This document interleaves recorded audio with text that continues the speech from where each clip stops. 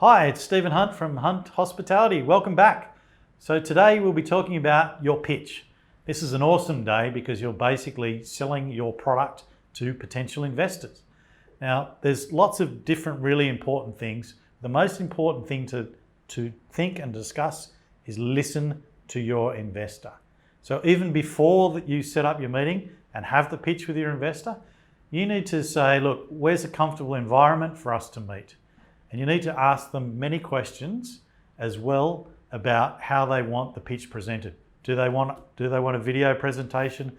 Are they comfortable with a hard copy IM on the desk? And also, who is going to be at the meeting? I can't stand turning up to a meeting where there's someone else who you don't know who's going to be at the meeting. And you need to tell them who's going to be with you.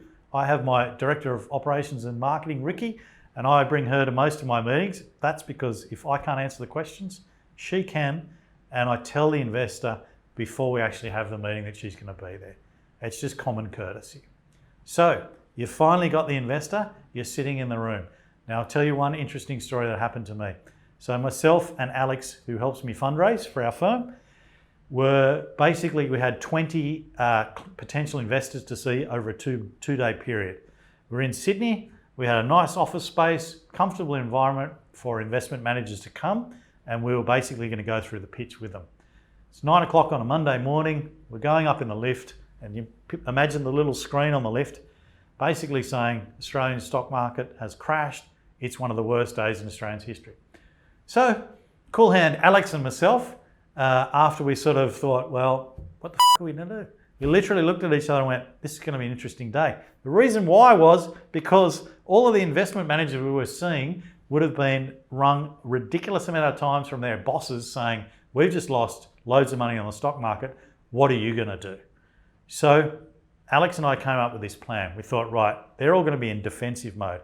So what we're going to do is we're going to tell them about how we have come through many different adversities and how we've done that and the success and how we've had the ability to thrive on the way through.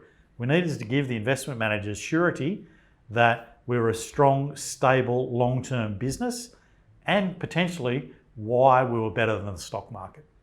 Thankfully on that day, we actually picked up quite a few investors, but hopefully you won't have to go through that, and the more preparation you do, the more that you will be able to handle that situation.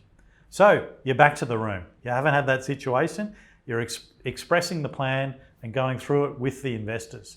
So it's really important to listen to what they want, again, take notes, and don't be afraid if you do not know the answer to a question, please go back and say, I will refer back to you. Refer back within a very specific time frame, and everything you say that you're going to do in that meeting, make sure you do it. It's crucial, it's courteous.